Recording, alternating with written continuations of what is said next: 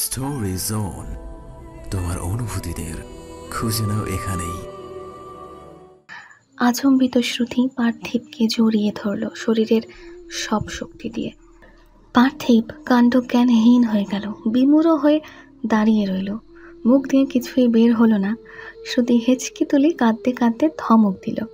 আপনি আমার সাথে আগের মতো হয়ে যান না প্লিজ। আমার ভালো লাগে না এমন। আপনি আগে একটুও কাজ করতেন না, বাড়ি ফিরে আমার সাথে কথা বলতেন। অথচ এখন আমি কেউ না আপনার কাছে। কেন এত কিসের কাজ আপনার? আমি তো জানতাম না ওই ফাইলে আপনাদের দরকারি কাগজ ছিল, জানলে ছিঁড়তামও না। আমি ভুল করে ফেলেছি, আমি তাও মানছেন না, ক্ষমা করছেন না আমায়। অথচ বিয়ের পরে বড় বড় কথা বলছিলেন যে ছোট মানুষদের ভুল ক্ষমা করতে হয়। বিয়ে মানে আত্মার সম্পর্ক, ঘোড়ার ডিমের সম্পর্ক। আপনি আমার সাথে স্বাভাবিক ব্যবহারই করছেন না, আত্মার তো দূরের কথা। ভালোবাসেন না আপনি আমায়, অন্য কাউকে ভালোবাসেন। আমি ঠিকই ভাবি আপনি অন্য কাউকেই ভালোবাসেন, আমাকে ভালোবাসেন না। আপনি কেউ ভালোবাসে না আমায়। ধমকে ধমকে কাঁদতে কাঁদতে নিজের কথা শেষ করলো শ্রুতি। পার্থিব চুপ করে রইল, হাঁপ ছাড়লো। মেয়েটা এত অবুঝ, অথচ ভাব এমন করে যেন পুরো বিশ্ব ব্রহ্মাণ্ডের মধ্যে সবচেয়ে চতুর সে। পার্থিব নিজেও তার বউকে জড়িয়ে ধরলো, শান্ত কণ্ঠে বলল, কান্না থামান শ্রুতি, আমি আপনাকে কষ্ট দিতে চাইনি, শুধু চেয়েছিলাম আপনি সম্পর্কে এগিয়ে আসুন। একার জোরে কখনো সম্পর্ক টিকে না, সম্পর্কে দুইজনের চেষ্টা, যত্ন, তাগিদ থাকতে হয়। আমি যা চেয়েছিলাম আমি পেয়ে গেছি শ্রুতি। এই যে আপনি এক পা এগুলেন, এবার আমি 100 পা দৌড়ে যাব আপনার কাছে। আর সবচেয়ে বড় বিষয় হলো, আমি আপনার উপর রাগ করিনি। পার্থিব তার শ্রুতির উপর রাগ করতেই পারে না। শ্রুতি ফ্যাল ফ্যাল করে চেয়ে রইল মুখ উঠিয়ে। আপনি ক্ষমা করেছেন আমায়? হুম, আমি আপনাকে ভালোবেসেছি, আগেও বাসতাম, এখনো বাসছি, ভবিষ্যতেও বাসবো। আর রাগ করবেন না তো? কাজের নাটক করবেন না তো আর? পার্থিব অনেক দিন পর প্রাণ খুলে হেসে দিল। শ্রুতিকে এক হাতে জড়িয়ে এনে এক আঙুল দিয়ে নাকের মাথা ধরে নাড়িয়ে দিল আর বলল, আমার বোকা বউ, আমি কাজের অভিনয় করিনি, সত্যি ব্যস্ত ছিলাম। ওই দিন বললাম না। শ্রুতি মাথা নিচু করে ফেলল। শুধু শুধু কত চিন্তা করছিল সে। পার্থিব শ্রুতিকে শক্ত করে জড়িয়ে ধরতেই শ্রুতি ছটফটিয়ে উঠল। আমি নিঃশ্বাস নিতে পারছি না তো, আস্তে ধরুন। এটা আপনার শাস্তি, এতদিন ধরে আমার সাথে তিরিং বিরিং করার শাস্তি। এবার শ্বাস আটকে বসে থাকুন। হাসিনা ছাদে এসেছে কাপড় শুকাতে দিতে। সে লক্ষ্য করলো তার পিছু পিছু মাহাথিরও এসেছে। মাহাথিরকে অসময়ে ছাদে দেখে বলল, তুমি এখানে কেন আব্বা? কিছু লাগবো? আমার সাথে আলাদা কথা বলতে চাচ্ছিলাম। কি কথা? আম্মা, আপনি বিভাকে বলেন ভালো হতে। এসব কি কও তুমি? বিভা কি খারাপ নাকি? নিজের ছেলের এমন কথায় আশ্চর্য হয়ে উঠলেন হাসিনা। ও আমার সাথে ভালোভাবে কথা বলে না। ভালো তো, তুমিও বলো না, ওও বলে না, সদ্বোধ। আমি বলি আম্মা, আমি ওর সাথে বলতে চাই। ও আমাকে এড়িয়ে গেলে আমি কিভাবে বলবো? এরাই যাওয়ার মতন কাজ করলে তোমার মাথায় তুলে নাচবো নাকি? মাহাথির রেগে উঠল। কি শুরু করেছে সবাই তার সাথে। আমার এইসব মোটেও ভালো লাগছে না। তো আমি কি করব? আপনি ওকে বলবেন আমি আগের মতো নেই। আমি ওর সাথে স্বাভাবিক হতে চাচ্ছি। হাসিনার কাজ শেষ। সে মাহাথিরের দিকে তাকালো, মনে মনে হাসলো। আগেও মাহাথিরের কিছু লাগলে সে এইভাবে পিছু পিছু ঘুরত।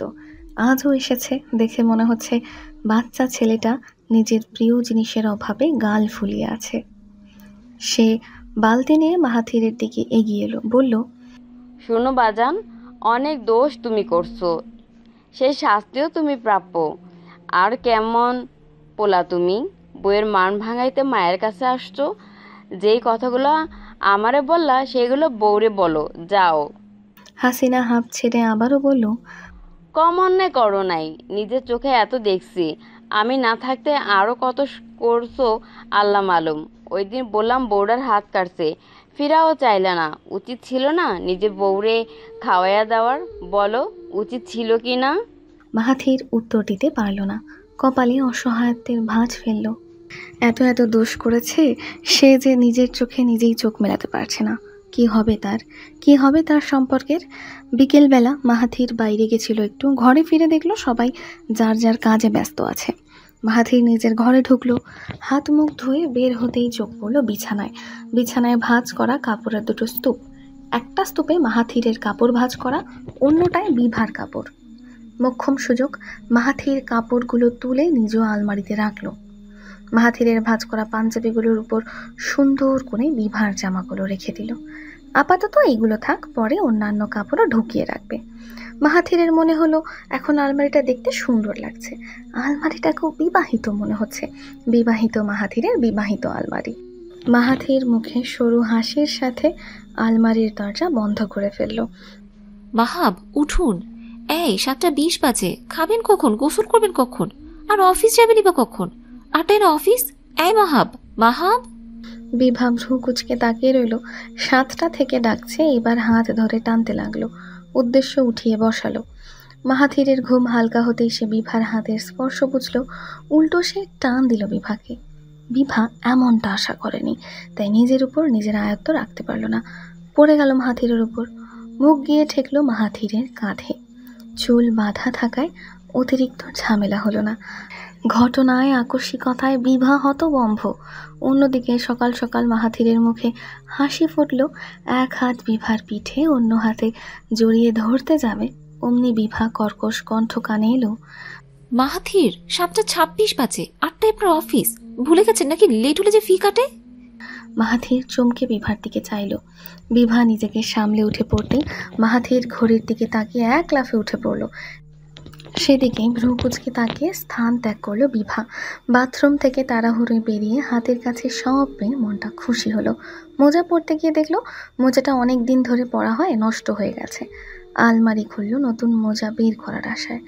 কাঙ্ক্ষিত জিনিস নিয়ে দরজা আটকানোর সময় চোখ আটকালো উপরে। বিভার জামা নেই, কোথাও নেই আলমারির। মুহূর্তের মধ্যে সুন্দর মেজাজে ছাই পড়ে গেল। রাগে দুঃখে দরজা আটকে ফেললো। এত রাগ, এত অভিমান! মাহাথির নিজের হাতে রাখলো জামাগুলো, তাও সরিয়ে ফেললো। নিজের বদ রাগের কারণে দুপুরের খাবারও নিল না মাহাথির। বেরিয়ে পড়লো অফিসের উদ্দেশ্যে। হামিম কোথায় আম্মা? হাসিনা মাহাথিরের প্রশ্নের উত্তর দিল। বিভার ঘরে। এক ঘরে থাকতে ওর ভালো লাগতেছিল না, তাই ওই ঘরে দিয়ে আসছি। আব্বার কি অবস্থা? শরীর ঠিক আছে? হ বাবা, আছে। আচ্ছা, আমি ফ্রেশ হয়ে দেখা করে আসবো নি। মাহাথির ঘরে ঢুকে দেখলো দুই ভাই বোন বসে আছে খাটের সাথে হেলান দিয়ে। মাহাথির এগিয়ে গেল, হাতে তার ফোমের পুতুল। হামিম বসে থাকতে চায় না, নড়চড় করে উঠে পড়তে চায়, অথচ তাকে বসে বসে শুয়ে শুয়ে খেলতে হবে যা খেলার। তাই মাহাথির নিত্য নতুন খেলনা এনে হামিমকে মজা দেওয়ার চেষ্টা করে। এতে যদি বাচ্চাটা বসে থাকে, সেদিন পার্থিব কতগুলো নিয়ে এলো, তাও বাচ্চাটার নড়চড় থামে না। মাহাথির নিজের হাতের খেলনা বাড়িয়ে দিল হামিমের দিকে। হামিম লক্ষ্য করেই চোখ বড় বড় করে ফেলল। এলিফ্যান্টের বাচ্চা, ওয়াও, অনেক সুন্দর। ছো মেরে খেলনাটা নিয়ে নিল হামিম। মাহাথির ঠোঁটে হাসি ফুটল সরুভাবে। বিভার দিকে চোখ নিতেই নজরে এলো মলিন মুখ। তা দেখে বিভার মুখের মতোই মলিন হয়ে গেল মাহাথিরের দৃষ্টি। বিভা এতক্ষণ যাবৎ দেখেছিল হামিমের হাসি মুখ, কি উচ্ছ্বাস মুখে। নিজের অসুস্থ শরীরে কাছের মানুষের হাসি খুশি মুখ দেখতেও ভালো লাগে। তার শরীরটা বেশ ভালো নেই, দিন দুনিয়া কেমন যেন অন্ধকার লাগে। প্রেশারের সমস্যা কিনা কে জানে, আজকে সকাল থেকেই শরীরটা বেশ দুর্বল। বিভার চোখ পড়ল খেলনার ওপরে। ছোটোখাটো একটা হাতির বাচ্চা, মুখটা সুন্দর, কিউট বলা যায়। বিভা মনে মনে বলল, নিজে একটা হাতি এনেছিল, হাতি, হাতির পছন্দ হাতি। বিভা মনে মনে অনেক হাসলো, তবে তার ছিটে ফোটাও প্রকাশ করলো না। অন্য চিন্তা মাথায় আসতেই উঠে দাঁড়ালো, বলল, এতদিন আমি ছিলাম, এখন আমার ভাইও এসে জুটেছে। আপনার অনেক টাকা গেল, আমি তার জন্য দুঃখিত। আমি এমনিতেও হামিমের অপারেশনের জন্য টাকা জমাচ্ছিলামই, সেগুলো আপনি নিলে খুশি হব। মাহাথিরের মনে হলো তার মাথার নরম অংশে কেউ সজোরে আঘাত করলো। চোখ বন্ধ করে নিজেকে সংযত করলো মাহাথির। রাগকে আয়ত্তে এনে বলল, বাজে বকো না বিভা, তোমরা আমার পরিবার। পরিবারের জন্য আমি খরচ করব কি করব না সেটা তোমার থেকে শুনতে হবে? টাকা বেশি হলে উড়িয়ে দাও, আমাকে টাকা দেখিও না। বিভা উত্তর দিল না। হামিমের দিকে ফিরলে হাতের কবজিতে টান পড়ল। মাহাথির রাগ যন্ত্রণা সামলাতে না পেরে বলল, সমস্যা কি তোমার? আমাকে ইগনোর করো কেন ওইভাবে? কথা বললে উত্তর দাও না, আমি কিছু বললে করো না। কি হয়েছে? আমার ভালো লাগে না মাহাব। কি ভালো লাগে না? আর কে মাহাব? আমি মাহাথির। মাহাথির বলো। বিভা যেন মাহাথিরের পুরো কথা শুনলই না। সে নিজের মতো উত্তর দিল, আপনার সাথে কথা বলতে ভালো লাগে না, মন টানে না, তাই বলি না। এতে তো আপনার খুশি হবার কথা, তাই না? এমন রাগ করছেন কেন? মাহাথির ফোঁস করে নিঃশ্বাস ছাড়তে লাগলো। তার শ্বাসের শব্দ শুনে মনে হচ্ছে এখনই কাউকে ছোবল মারবে। মাহাথির এগিয়ে বিভার 2 বাহু ধরল, টেনে আনলো নিজের কাছে। প্রতিশোধ নিচ্ছ তাই না? আমি খারাপ ব্যবহার করছি এতদিন যাবৎ, তার প্রতিশোধ নিচ্ছ? না, প্রতিশোধ আমার স্বভাবে নেই, তা আপনি খুব ভালো করেই জানেন। কেন করছো এমন বিভা? শাস্তি তো দিচ্ছ। আমি গত 8 মাস ধরে তোমাকে কষ্ট দিয়েছি, তুমিও বুঝি 8 মাস ধরে আমাকে শাস্তি দেবে? কথা বলবে না, রাগ দেখাবে? মাহাথিরের কণ্ঠটা করুণ শোনালো। বিভা অবাক হয়ে দেখল তার স্বামীকে। এটা সত্যিই তার গম্ভীর স্বামী? ঠোঁট বেঁকিয়ে হাসল বিভা। আপনি এখনো মানসিকভাবে ভীষণ ছোট মাহাথির। আপনি আমাকে 8 মাস কষ্ট দিয়েছেন বলে আমিও দিব? এটা নিতান্তই হাস্যকর কথা। আচ্ছা, আপনি না কোচিংয়ে ম্যাথের টিচার, তাই বুঝি সম্পর্কে ম্যাথ ঢুকাতে চাইছেন? 8 মাস যোগ বিয়োগ করে হিসাব মেলাতে চাইছেন? অঙ্ক দিয়ে সম্পর্ক হয় না। সম্পর্কে লাগে মায়া, যত্ন, ভালোবাসা, যার একটিও আমাদের মধ্যে নেই। মাহাথির বিভার এমন কথায়, এমন ব্যবহারে আশ্চর্যের সর্বোচ্চ উচ্চতায় উঠে গেল। বিভার এমন ব্যবহার তার হজম হলো না। তার আশাগুলো যেন ভেঙে গুড়িয়ে গেল। সে নিজ থেকে কথা বলে এমন ব্যবহার পেল। হাতে ফোন ছিল তার। রাগ নিয়ন্ত্রণে আনতে না পেরে নিজের ফোন ছুঁড়ে মারল দেওয়ালে। এরপর হন হন করে ঘর থেকে বেরিয়ে গেল। হঠাৎ এমন আওয়াজে ছিটকে উঠল হামিম। তাকিতুকি করতে লাগলো বুঝতে যে কিসের শব্দ। বিভা এগিয়ে গিয়ে বলল, কিছু হয়নি ভাই, তুমি খেলো। এই দেখো কি সুন্দর হাতি। বারান্দায় দাঁড়িয়ে রাতের শহর দেখছে শ্রুতি। দেখার মতো তেমন কিছুই নেই। নিচে বাগান, বড় বড় গাছ, তাছাড়া তেমন কিছু নেই। ছাদে গেলে অবশ্য দেখা যায় দূরের রাস্তাঘাট, তবে ইচ্ছে করছে না, এখন ছাদে যাওয়ার মানে হয় না। তরতর করে ঘামতে লাগলো শ্রুতি। আজ সে একটা ভয়ঙ্কর কাজ করবে বলে ঠিক করেছে। কাজটার কথা ভাবতেই ভয় হচ্ছে, তবে কাজটা তার করতেই হবে। ভয় পেলে চলবে না, তাকে স্বাভাবিক হতে হবে।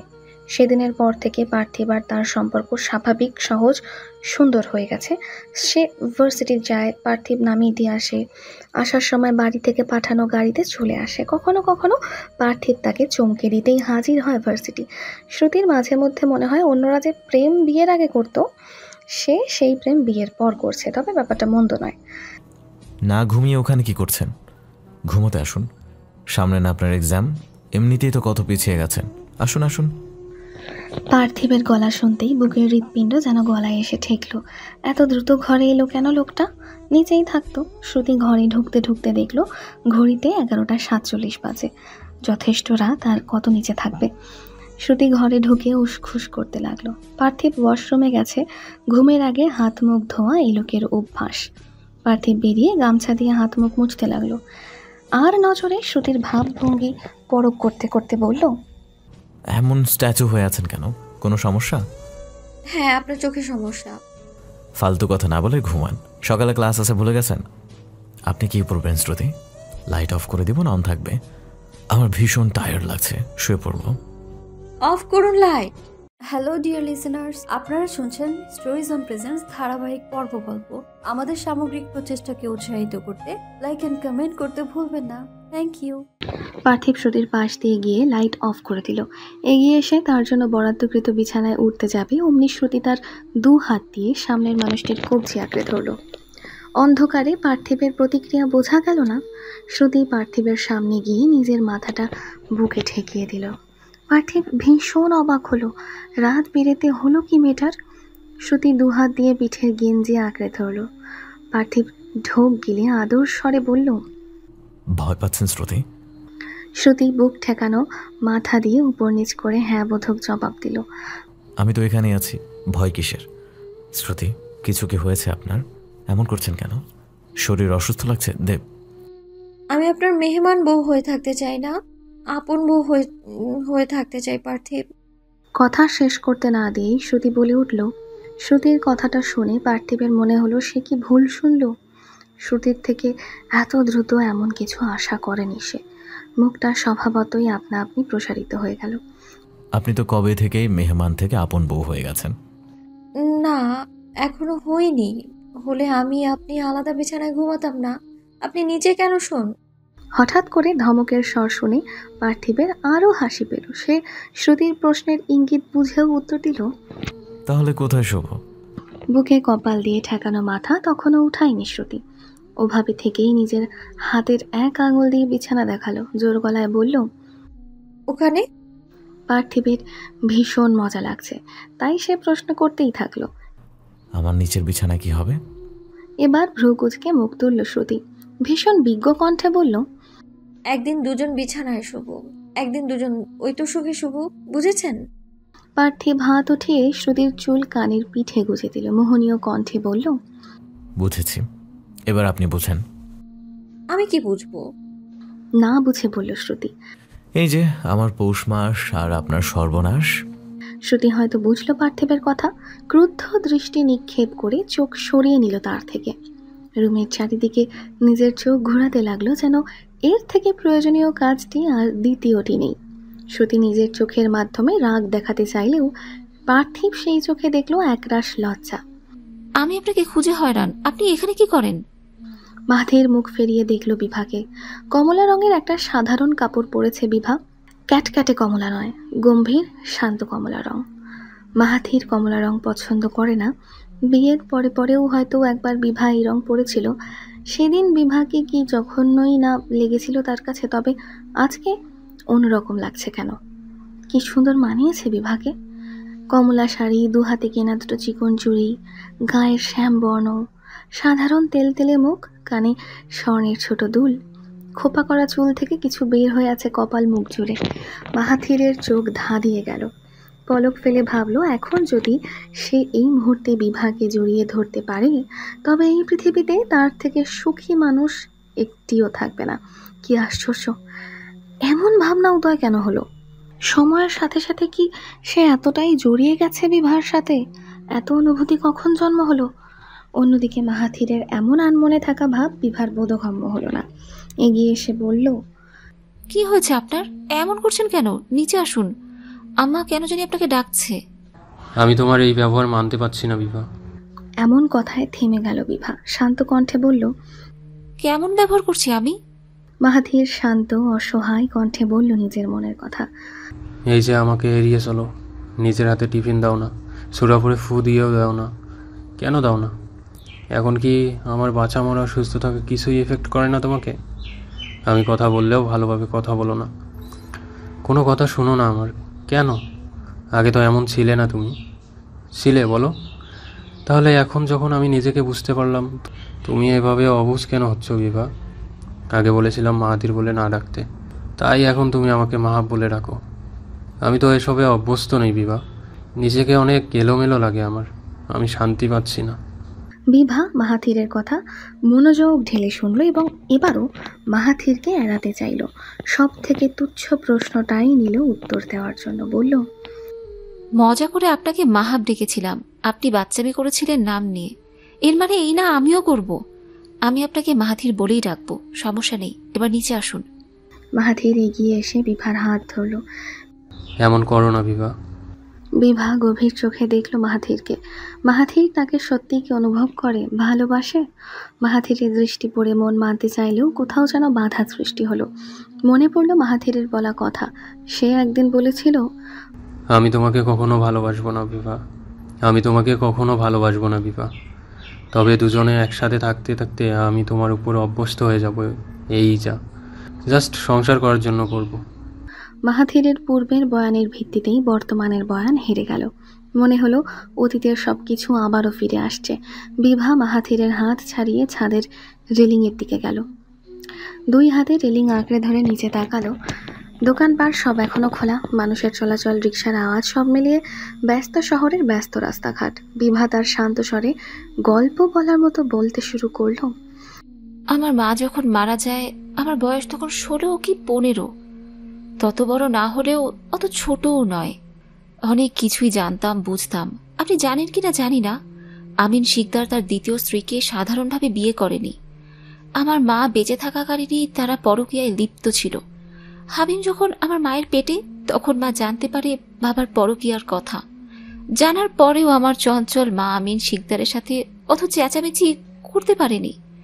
সাধারণ কিছু প্রশ্ন জিজ্ঞেস করেছিল। মিস্টার শিকদার প্রথমে স্বীকার না করলেও পরে স্বীকার করে। এরপর মা ওনাকে অফিসের জন্য বিদায় জানিয়ে দেয়। অন্যদিনের মতোই সাধারণভাবেই বিদায় দিয়ে আমার মা রুমে ঢুকে চিৎকার করে কাঁদে। মাথার চুল টেনে টেনে ধরে, গা খামচে খামচে, মুখে আঁচড় কেটে কেটে চিৎকার করে কাঁদে মাহাথির। তখন বাসায় কেউ ছিল না। শ্রুতি স্কুলে, দাদি গ্রামে, শুধু আমি ছিলাম। আমি অবাক হয়ে দেখছিলাম মায়ের চিৎকার, আর্তনাদ।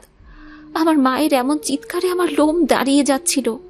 অথচ আমি মাকে সান্ত্বনা দিইনি। আমি জানতাম না কি বলে সান্ত্বনা দিতে হয়। এরপর সেভাবেই চলছিল জীবন। আপনি হয়তো ভাবতে পারেন আমার মা অসুন্দর ছিল, তাই আমিন শিকদার পরকীয়া করত। তেমন কিছুই না। আল্লাহ পৃথিবীতে অনেক সুন্দর করে মানুষদের সৃষ্টি করেছে। তাদের মধ্যে এমন কিছু মানুষ সৃষ্টি করেছে যাদের দেখলেই মুখ থেকে প্রশংসা বেরোয়। একদম ছবির মতো সুন্দর মুখ থাকে তাদের। আমার মাকেও সেই কাতারেই ফেলা যায়।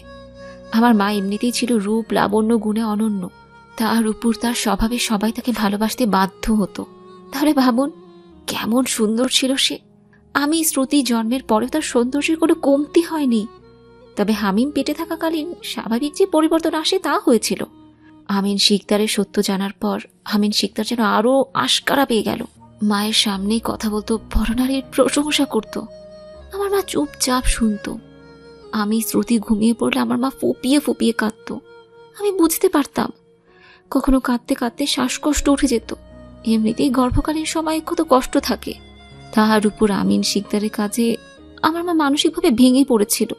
আমি আমিন শিকদারকে কিছু বলতেও পারতাম না। এত বছর যাবৎ আমিন শিকদারের কাছে না থাকলেও দূরে তো ছিলাম না, তাই সব মানতে ভীষণ কষ্ট হতো। শ্রুতি তো প্রায় এটা সেটা প্রশ্ন করতো মাকে। মা কখনো উত্তর দিত, আবার কখনো চুপ করে থাকতো। এমন মানসিক শারীরিক যন্ত্রণা নিয়ে আমার আম্মু মরে গেছে। যাওয়ার আগে অবশ্য আমাদের তুলে দিয়ে গেছে দাদির কাছে। তবুও মা তো মাই, একলা করে গেছে আমাদের। মা হারা হয়েছে আমি, আমার বোন, আমার ভাই। বিভা মাহাথিরের দিকে ফিরল। মাহাথির তার দিকেই তাকিয়েছিল। বিভা আবারও বলতে লাগলো, আমার মা মৃত্যুর আগে আমাকে একটা ডায়েরি দিয়েছিল। মায়ের মৃত্যুর পর সেই ডায়েরিটা আমি প্রায় পড়ি। গত রাতেও পড়েছি, কারণ সেখানে আমি আমার মায়ের অনুভূতি সম্পর্কে জানতে পারি। বেঁচে থাকাকালীন আমার মা 4টি আফসোস নিয়ে মারা গেছে। সেগুলোর কথা আমি হুবহু মায়ের লেখা মতো করেই বলছি আপনাকে। প্রথমটি হলো, সবাই বলে পুরুষেরা সৌন্দর্যের পাগল, সৌন্দর্য থাকলে পুরুষদের আটকানো যায়। অথচ কথাটা সবচেয়ে বড় মিথ্যে কথা। সৌন্দর্য দিয়ে কখনো পুরুষকে আটকানো যায় না। এই যে আমি আটকাতে পারিনি। এত সুন্দর হয়েও, এত ভালোবেসেও তো আমি পারিনি আমার স্বামীকে আটকাতে। সে ঠিকই চলে গেছে অন্যের কাছে। যাদের চরিত্র ভালো তারা একজনের কাছেই আটকে যায়। একজনের মায়ায়, একজনের ভালোবাসায় পার করে দেয় এক জনম।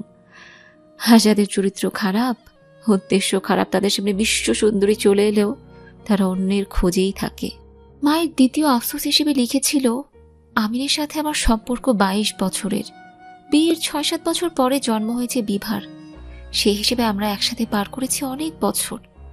এতগুলো বছর ধরে আমিন আমাকে মিথ্যে কথা বলেছে। বলেছে সে আমাকে ভালোবাসে। ভালোবাসার কথা বলে এতগুলো দিন সে আমাকে ঠকিয়েছে। অথচ সে আমাকে কখনো ভালোই বাসেনি। ভালোবাসার সংজ্ঞাই সে জানে না। সে যদি আমাকে সত্যি কথাও বলতো, তবু এত কষ্ট আমি পেতাম না যতটা আজ লাগছে। মিথ্যা, প্রতারণা এত যন্ত্রণাদায়ক কেন? মায়ের লেখা তৃতীয় আফসোস, আমি আমার স্বামীর সাথে পার করে ফেললাম প্রায় 2 যুগ। অথচ এই 2 যুগ পার করেও তার মন বুঝলাম না, মনের খবর জানলাম না। একসাথে 2 যুগ পার করেও তার মনে বাস করতে পারলাম না। আমাদের মধ্যে যুগ যুগের দূরত্বই রয়ে গেল। ঘর বাঁধলেই আপন হওয়া যায় না। আমি পারলাম না আপন হতে। মায়ের লেখা চতুর্থ আফসোস, আমার মনে হয় আমি আর বাঁচব না। তাহলে আমার সন্তানদের কি হবে? পেটে যে আছে তার কি হবে? আমার জীবন তো 3 পুতুলকে ছেড়ে দিয়ে গেলাম এই নিষ্ঠুর দুনিয়ায়। তাদের বেড়ে ওঠা দেখতে পারলাম না। তাদের সুখ দুঃখের সাথী হতে পারলাম না। এই দুঃখ আমি কোথায় রাখবো? লাগলো। বিভা হাঁপ ছাড়লো, কিছুক্ষণ নিজেকে বিশ্রাম দিয়ে বলল, অনেক কথা বললাম মাহাথির, শুধু শুধু এমন অহেতুক কথা শোনার জন্য ধন্যবাদ। বিরক্ত হলে সরি। এত কথা কেন বললাম জানেন? কারণ আমার মায়ের একটা আফসোস এখন আমার মধ্যেও চলে আসার চেষ্টা করছে। আমার মায়ের দ্বিতীয় আফসোস ছিল আমিন শিকদারের বলা মিথ্যে ভালোবাসার কথা। মায়ের মনে হতো আমিন শিকদার তার সাথে প্রতারণা করেছে। আসলে সত্যিই তাই, প্রতারণাই করেছে। যদি সত্যি ভালোবাসতো আমার মাকে, কখনো অন্য কাউকে ভালোবাসতে পারতো না। জেনে খুব কষ্ট লাগছে আজ আপনিও আমার সাথে প্রতারণা করছেন। মাহাথিরের দৃষ্টিতে চোখের ভাষা প্রকাশ পেল। বিভা বুঝল মাহাথির তার কথার মানে বোঝেনি, তাই বিভা বলল, আপনি আমাকে বিয়ের পর অনেক কথা বলেছেন মাহাথির, খারাপ কথা বলেছেন, অপমান করেছেন। আমি কিচ্ছু বলিনি, কারণ আমার সেগুলো ততটা খারাপ লাগতো না। উল্টো আপনার প্রতি সম্মান আসতো। মনে হতো আর যাই হোক, আপনি মিথ্যে তো বলছেন না, নাটক তো করছেন না, এই অনেক। এইসব ভেবে খুশি ছিলাম। অথচ এখন এখন আপনার কি হয়েছে মাহাথির? আপনি বোঝাতে চাইছেন আপনি আমার প্রতি আগ্রহী, আমাকে পছন্দ করেন, কিন্তু এইসব আমার কাছে বানোয়াট মনে হচ্ছে। মনে হচ্ছে আপনি জোর করে এসব করছেন। আপনি বলেছিলেন আপনি কখনো আমাকে ভালোবাসবেন না, যদি কিছু হয় তা জাস্ট হওয়ার জন্য হবে। তাহলে আজকে আপনাকে বিশ্বাস করা সাজে আমার? আমরা দুজন মানুষ সংসার করছি, এই তো অনেক। চলে যাবে এভাবেই। শুধু শুধু নিজের উপর আবরণ সৃষ্টি করার কোনো প্রয়োজন নেই। বিভা এবার এগিয়ে এলো, মাহাথিরের দিকে তাকিয়ে নম্র কণ্ঠে বলল, আমাকে মিথ্যে বলবেন না মাহাথির, তাহলে আমি একদম মরে যাব, সাথে আপনার প্রতি সম্মানটাও হারিয়ে যাবে। আমি কোনো প্রতারণার সংসার চাই না। আপনি যেভাবে ছিলেন আমি ওতেই খুশি। মাহাথিরের গভীর করুণ দৃষ্টি হয়তো বিভাকে নাড়াতে পারল না। মলিন হাসল বিভা, বলল, আর তাছাড়া আপনি আমাকে ভালোবাসবেনই বা কেন? কে আমি আপনার? কি হই? বিভা লক্ষ্য করল না মাহাথিরের কম্পিত ঠোঁটজোড়া। সে নিজের শান্ত অথচ দৃঢ় কণ্ঠে বলল, আমি আপনার কেউ হই না মাহাথির, আমি আপনার কেউ না, তাই ভালোবাসার কোনো কারণও নেই। বিভা চলে গেল নিজের নিষ্ঠুর কথা শেষ করে। মাহাথির আর বিভার দিকে ঘুরেও চাইল না, গম্ভীর মুখেই সামনে এগিয়ে গেল। পার হলো কিছু সেকেন্ড, কিছু মিনিট। আকাশের দিকে তাকিয়ে নিজের টলমল দৃষ্টি তাক করে গানের সুর তুলল মাহাথির। তুমি আমার আধার রাতে 100 তারার মালা।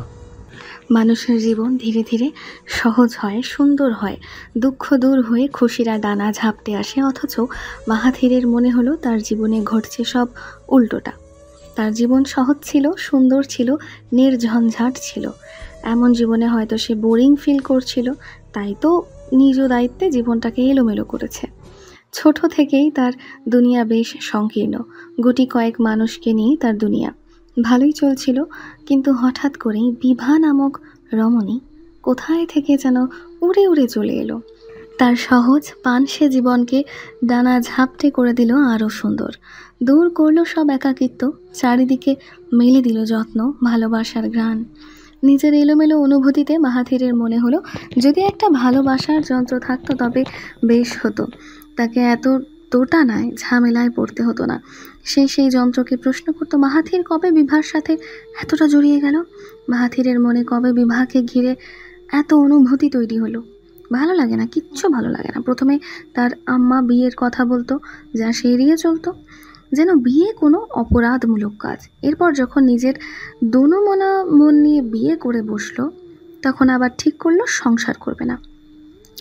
বিভাকে স্ত্রী হিসেবে মানবেই না, খুদ হিসেবে বের করলো গায়ের রং, যা মাত্রই ছিল একটা বাহানা। কত খারাপ ব্যবহার, কত অপমান করলো বিভাকে। এরপর ধীরে ধীরে নিল সংসার করার সিদ্ধান্ত। সবশেষে ভালোবেসে ফেললো বিভাকে, ওতপ্রোতভাবে জড়িয়ে পড়লো। অনুভূতিরা ঝাপটে ধরলো তাকে। এত কিছুর মাঝে কখন বিভার প্রতি অনুভূতি তৈরি হলো কে জানে। অনুভূতির জন্মবোধ হয় বিভার করা যত্ন থেকে। প্রথম বিভার দেওয়া যত্ন তার বেশ ভালো লাগতো। বিভা তার প্রতি যত্ন করছে তা সে অনুভব করত। নিজের অজান্তেই ভালো লাগা তৈরি হতো। এরপর তার মনে চাপলো কিভাবে বিভাকে খুশি করা যায়, কিভাবে মেয়েটার কষ্ট একটু দূর করা যায়। তার প্রচেষ্টা, তাই তো প্রায় এটা সেটা কিনে নিয়ে যেত বিভার জন্য। উদ্দেশ্য বিভার মুখের একটু হাসি দেখা, তাও হতো না। তাতে অবশ্য মাহাথিরের দোষই থাকতো, কারণ বিভা যখন প্রশ্ন করতো কার জন্য, তখন সে বলতে পারতো না তোমার জন্য। মুখ থেকে স্বভাববশত গম্ভীর গলা বের হতো, অথবা উল্টোপাল্টা কথা বলে বসতো। কেন, কি হতো যদি দুটি মাত্র শব্দ সে উচ্চারণ করতো? সে যদি উচ্চারণ করতো তোমার জন্য, তাহলেই তো বিভা হাসতো, সুন্দর করে হাসতো। সে বলেনি কেন? যেই অপর মানুষটাকে খুশি করতে সে দুটো শব্দ উচ্চারণ করতে পারেনি, তার থেকে সে এত কিছু আশা কিভাবে করছে? লজ্জা হওয়া উচিত তার। মাহাথির ভীষণ অবহেলার সাথে দৃষ্টি মেঝেতে দিয়ে আছে, মেঝেতে তাকিয়ে ভাবছে নিজের জীবনের কথা। স্টোরি জোন, তোমার অনুভূতিদের খুঁজে নাও এখানেই।